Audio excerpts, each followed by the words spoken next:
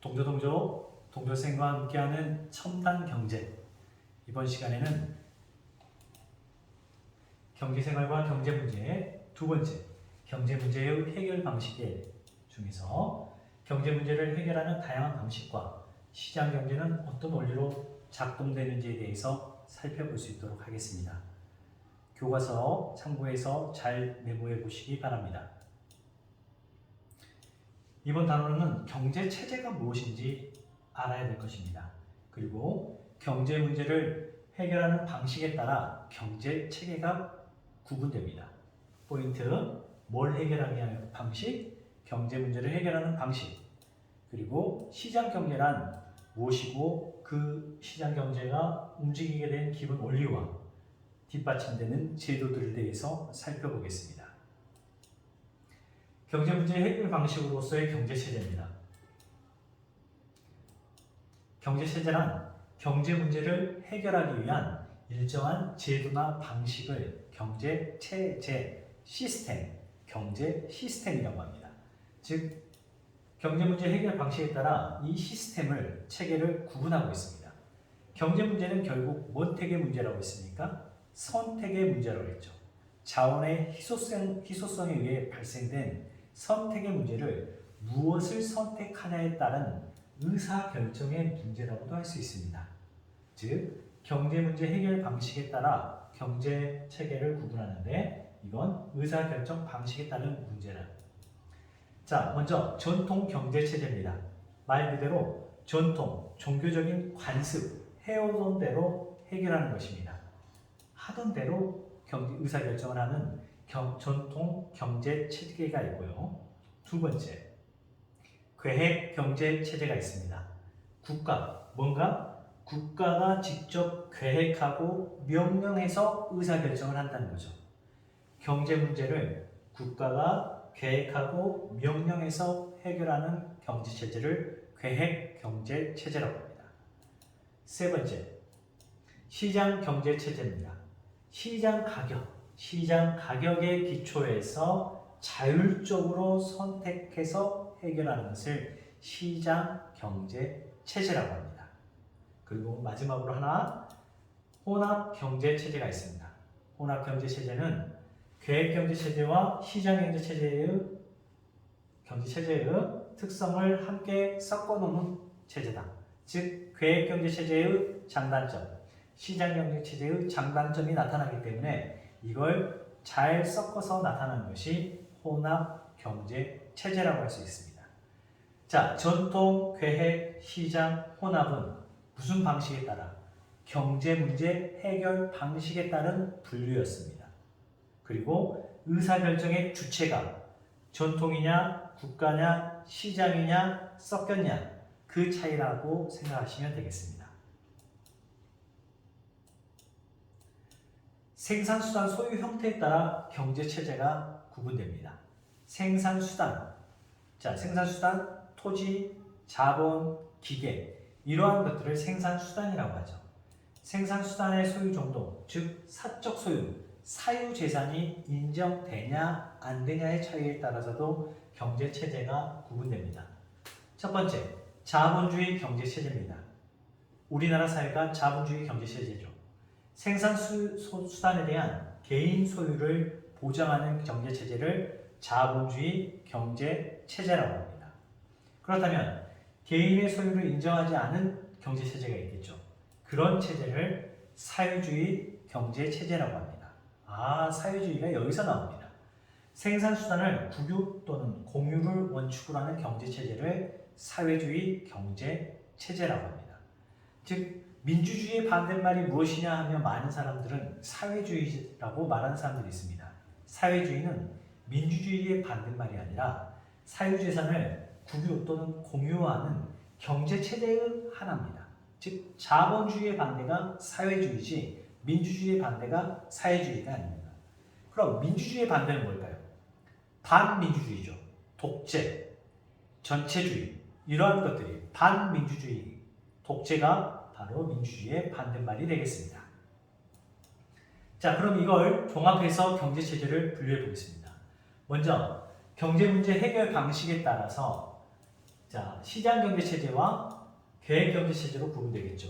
시장에서 자율적으로 경제 문제를 해결하는 체제, 국가가 계획과 명령으로 해결하는 체제가 되겠죠. 그 다음, 생산수단의 소유 형태에 따라서 사유재산을 인정하는 자본주의 경제 체제와 국유와 공유하는 사유주의 경제 체제로 구분될 수 있습니다. 자, 그럼 이제 표에 집어넣으면 되겠죠. 여기는 뭐겠습니까? 시장 경제 체제고 자본주의 경제 체제. 자본주의 시장 경제 체제라고 이야기할 수 있습니다. 미국, 유럽, 우리나라와 같은 자본주의 시장 경제 체제라고 이야기할 수 있습니다. 반면 이쪽이 있겠죠. 계획 경제 체제, 사회주의 계획 경제 체제도 존재할 수 있겠죠. 대표적인 국가가 어디겠습니까? 북한 같은 국가겠죠. 사회주의고 정부의 명령과 계획에 따라서 경제 문제를 해결하는 사회주의 경제 체제가 있을 수 있습니다. 그렇다면 시장주의 경제 체제와 사회주의 경제 체제가 있고 계획 경제와 자본주의가 연결되는 데도 있겠죠. 자, 개발 독재 국가입니다. 박정희 정부 같은데 새마을운동 그리고 국가를 부흥한다는 이유로 독재를 하면서 국가에서 여기에다 포항제철소 만들어, 여기에 고속도로 만들어, 여기에 대구에서 뭐 만들어, 이런 것처럼 국가의 계획과 명령에 의하지만 사유재산을 인정하는 국가들, 개발 독재 국가에서 많이 나타나고요. 사회주의 경제체제와 시장주의 경제체제. 자, 사회주의 국가에서 시장 개방하는 거죠. 베트남이나 중국과 같은 국가들이 사회주의 경제체제 하면서 시장 경제체제를 도입하고 있는 형태들을 보이고 있습니다. 교육과정에서는 이 문제까지는 안 물어보지만 일반적 상식적으로 자본주의 시장 경제체제와 사회주의 계획 경제체제 그리고 이러한 것들이 있다 정도 기억하시면 되겠습니다. 중요한 것은 경제체제를 경제문제 해결 방식에 따라서 구분이 가능하고 생산수단 소유 형태에 따라서 구분이 가능하다는 정도를 기억하시면 되겠습니다. 그러면 각 경제체제의 장단점을 살펴보겠습니다. 전통 경제체제입니다. 전통과 관습에 따라 경제 문제를 해결하는 경제체제입니다. 원래 해오던 대로 해결하기 때문에 하던 대로 하면 되기 때문에 장점은 선택에 대한 고민이 따로 필요 없습니다. 그렇죠. 하던 대로 해오면 됩니다. 목사님이 시킨 대로 하면 되고 성직자, 교황이 시킨 대로 하면 되고 왕이 시킨 대로 하면 되고 하던 대로 하면 됩니다. 단점은 구성원들의 자유로운 선택이 제한되고 변화, 사회 발전을 위한 합리적 노력이 소홀하게 됩니다. 더 중요한 것은 급변하는 변화에, 사회적 변화에 대처하기 어렵게 됩니다. 대표적인 예로 중세 봉건제, 장원이 붕괴됐던 것이 봉건제를 유지했던 장원은 바로 정통적 경제체제라고 할 수 있겠죠. 하지만 부르주아의 성장과 도시의 발달, 이런 변화들을 신속하게 대처하지 못하면 전통적 경제체제는 무너지게 되겠죠. 전통적 경제체제였습니다. 계획경제체제입니다. 정부가 계획과 명령에 따라 경제 문제를 해결하는 경제체제로서 사회주의와 결합되어 재산권을 인정하지 않는 것이 일반적인 특징이라고 할 수 있겠습니다. 정부의 계획과 명령이나 자율과 선택이 없다는 것이죠. 장점은 국가 정책 목표를 효과적으로 달성할 수 있습니다. 만약 평등이 목적이다, 불균형을 회수하는 게 목적이다 라고 하면 그 목적을 효과적으로 달성할 수 있겠죠. 그리고 자원이 특정 계층이나 집단에 편중되는 것을 막을 수 있겠죠. 계획에 의해서 균등하게 분배하고 나눠줄 수 있겠죠. 하지만 단점은 사람들의 다양한 욕구를 파악하기 어렵고 일반적으로 사유재산이 인정되지 않기 때문에 경제활동에 참여의 동기나 유인이 없습니다. 저거 하면 돈 되는데 그러면 제가 도전하는 게 아니라 국가에서 하라는 걸 하기 때문에 경제활동 참여의 동기나 유인이 약할 수밖에 없겠죠. 경제 전체의 효율성이 떨어지게 됩니다. 결과적으로 사회주의 국가들이 대부분 점점 쇠퇴한 이유는 경제 전체적인 효율성이 떨어지면서 경제 침체가 장기화되고 있는 것이죠. 시장 경제 체제입니다.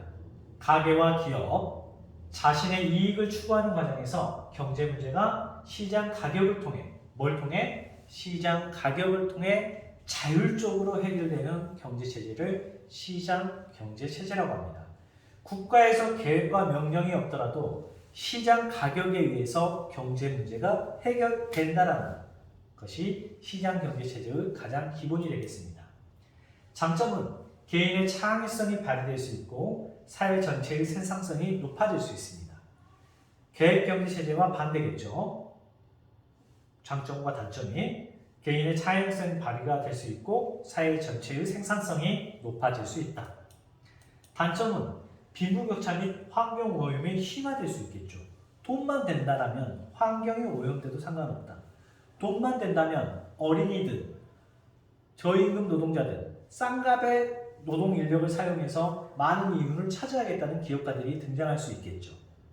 돈만 된다면 내가 독점하고 상대 기업들이나 가게들을 망하게 해서 내가 독점적 지위를 통해 나의 이윤을 차지하려는 노력들이 나타날 수 있겠죠. 이처럼 빈부격차 및 환경오염과 같은 나중에 배우겠지만 시장 실패와 같은 현상들이 나타나게 됩니다. 두 번째, 개인의 자유로운 선택이 구성원 간 충돌을 일으키거나 공동체 이익에 침해될 수 있겠죠.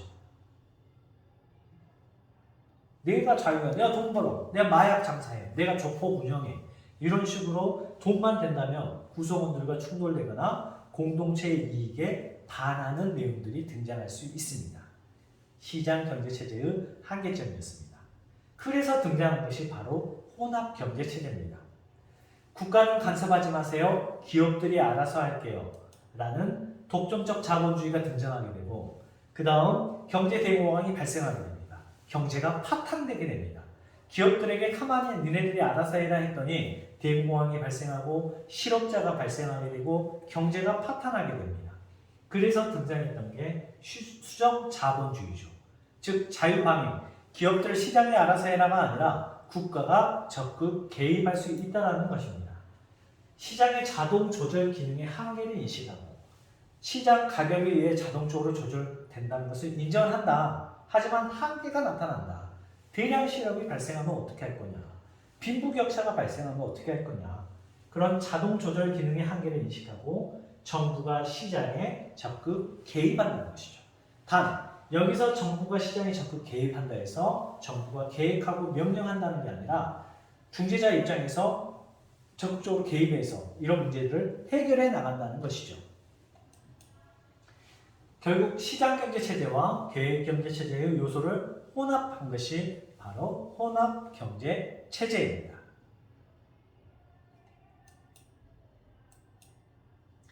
대한민국 헌법 제19조 교과서 28쪽에 대해서 우리나라는 어떤 경제체제를 사용하고 있는지 살펴보겠습니다. 대한민국 헌법 제19조 1항입니다. 대한민국의 경제질서는 개인과 기업의 경제상의 자유와 창의를 존중한다. 이걸 기본으로 한다라고 했습니다. 여기서 밑줄 거 볼까요? 개인과 기업의 경제상의 자유. 바로 개인과 기업의 자유를 보장한다는 것은 시장 경제 체제를 기본으로 하고 있다는 것을 천명하고 있습니다. 두 번째, 국가는 균형 있는 국민 경제의 성장 및 안정, 적정한 소득 분배를 유지하고 시장 지배와 경제적 남용을 방지하며 경제 주체 간의 조화를 통한 경제의 민주화를 위하여 경제에 관한 규제와 조정을 할 수 있다라고 규정하고 있습니다.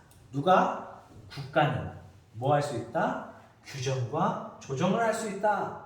즉 계획경제 체제의 요소를 가미함으로써 시장경제 체제와 계획경제 체제의 요소를 모두 포함하고 있는 혼합경제 체제를 나타내고 있습니다. 다른 데도 살펴보겠습니다. 대한민국 헌법 제23조입니다. 모든 국민의 재산권은 보장되며 그 내용과 한계는 법률로서 정한다 라고 해서 재산권은 보장된다. 즉 시장경제체제와 자본주의를 인정하고 있다는 것이죠. 반면 재산권의 행사는 공공복리에 적합하도록 해야 된다. 아니 재산권을 보장하고 자유를 인정하는데 공공복리, 여러 사람의 복된 이익에 적합해야 된다. 공동체의 이익에 적합해야 된다는 규정을 놓고 있으면서 혼합경제체제의 요소를 담고 있습니다. 또 대한민국 헌법 제32조에 보면 모든 국민은 근로의 권리를 가진다 쭉 본 다음에 법률이 정한 바에 의한 최저임금제를 시행해야 한다라고 규정하고 있습니다. 즉 노동자들을 보호하기 위해 최저임금제를 시행해야 된다는 것은 시장에서 알아서 노동자를 쓰기 위해서 임금을 더 주던지 더 낮게 주던지 시장에서 알아서 하라는 게 아니라 최저임금, 적정임금 수준을 국가에서 법률로 정해서 시행하라고 명령하고 있는 것이죠. 자, 여기서 참고로 최저임금제 잠깐 살펴보겠습니다. 국가가 한다. 계획경제체제의 요소라고 할 수 있겠습니다.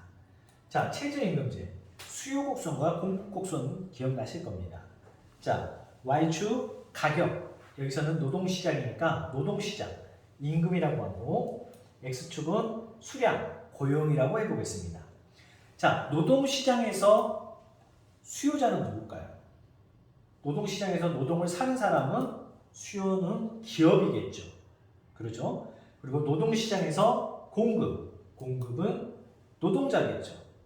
수요인 기업과 공급인 노동자의 수요 곡선과 공급 곡선이 만나는 지점에서의 균형 가격과 균형 거래량이 만들어지게 형성되게 됩니다. 즉 여기가 균형 임금이 되겠죠. 하지만 이 임금 수준이 적정 임금이라고 말하기 어렵다고 합시다. 최저 생계가 어려운 금액이라고 합시다. 그렇다면 이걸 좀 올려줘야 되겠죠. 자, 그래서 최저 임금은 시장 가격보다 약간 높은 가격으로 만들어주는 겁니다. 최저 가격이라고 아래로 가는 게 아니라 자, 하한선이죠. 이 밑으로 내려가지 마. 임금을 줄 때 여기 밑으로 더 내려주지 마 라고 말하는 것이 최저 임금입니다.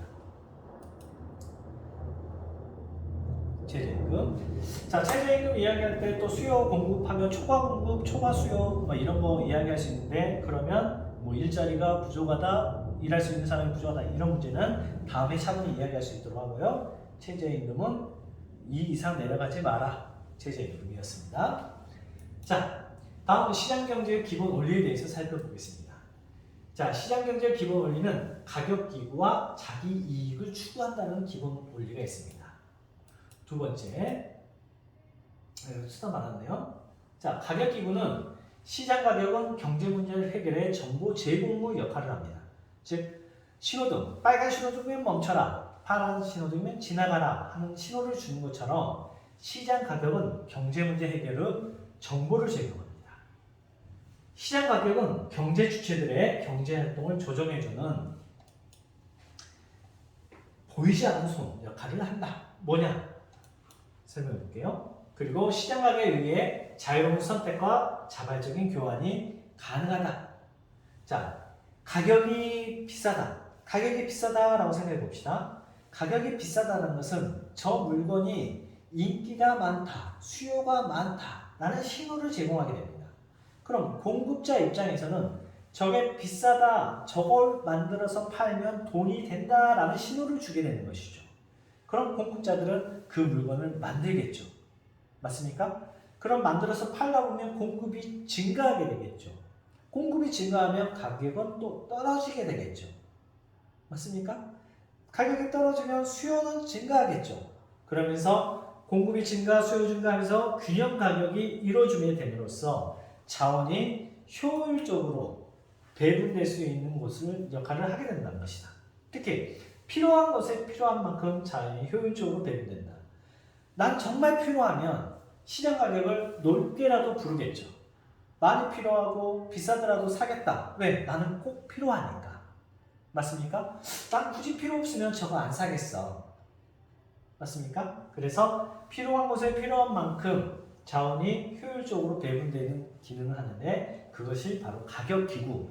가격이 마치 기구처럼 하나의 기관처럼 하나의 도구처럼 작동한다 해서 가격기구라고 이야기합니다. 아담 스미스는 그걸 보이지 않는 손이라고 이야기했습니다. 자, 그러면 가격기구에 대해서 살펴봤고요. 자기 이익 추구에 대해서 살펴봅시다.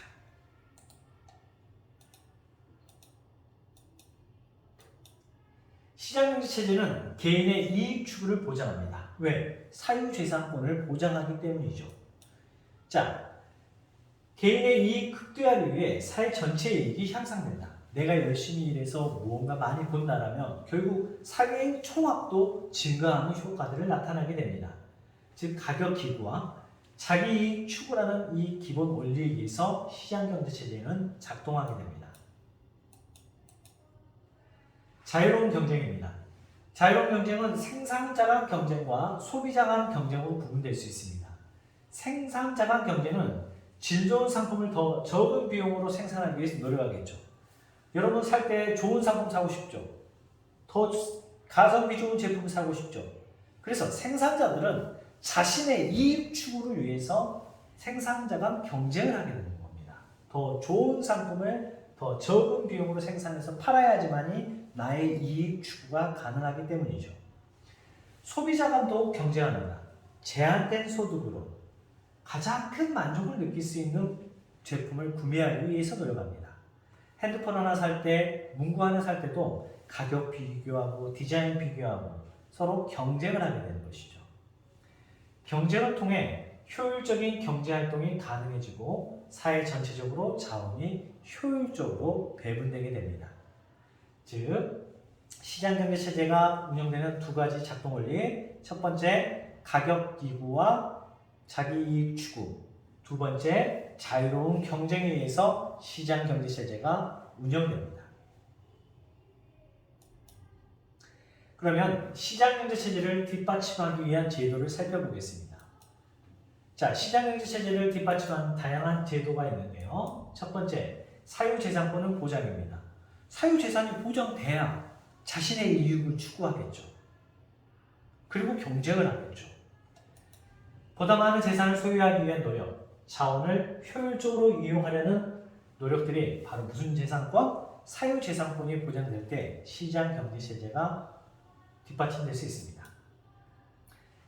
그리고 이걸 통해서 시장경제를 발전하게 하는 원동력이 바로 사유재산권 보장입니다. 두 번째, 경제활동의 자유를 보장해줘야 됩니다. 가격기구라는 것은 자율적인 선택과 교환에 의해서 이루어지죠. 그래서 계약의 자유 원칙, 계약 자유하고 책임자, 그리고 직업 선택의 자유입니다. 우리만 계약 자유의 원칙, 직업 선택의 자유가 바로 경제활동의 자유 보장이 되는 제도라고 할 수 있겠습니다. 세 번째, 공정한 경쟁 보장입니다. 경쟁을 하기 위해서 사유재산이 보장되고 경제활동의 자유가 보장되지만 공정한 경쟁이 이루어지지 않는다면 힘이 강하고 돈이 많은 사람들이 이 속을 챙기게 될 수 있겠죠. 그래서 불공정 경쟁 행위를 규제하기 위해서 우리나라는 공정거래위원회 같은 것들을 운영하고 있습니다. 특히 우리나라에서는 돈 많은 사람들이 주가 조작을 하곤 하지만 미국에서는 주가 조작이나 분식회계를 하며 어마어마한 징벌을 받기 때문에 주가 조작이나 분식회계, 즉 그 회사 돈을 정산하는 것을 거짓말을 하지 못합니다. 하지만 우리나라는 그 징계가 약하지 않습니다. 그래서 주가 조작하는 세력들이나 그 다음 분식회계, 회계를 예쁘게 갈아로 예쁘게 꾸미는 그러한 것들이 빈번하게 나타나고 있는 것입니다.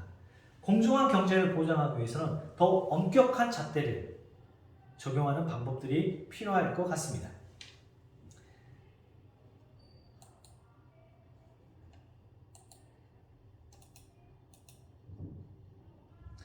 자, 경제체제까지 살펴봤는데요. 4월 초에 진행할 수행평가 안내 좀 해보겠습니다.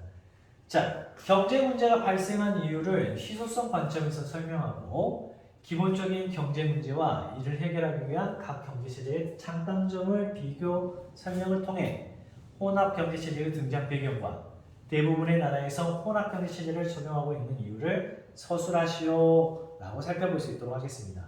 문제는 길어서 어렵지만 우리가 지금까지 이틀 동안 두 번에 걸쳐서 동영상을 학습한 내용과 똑같습니다.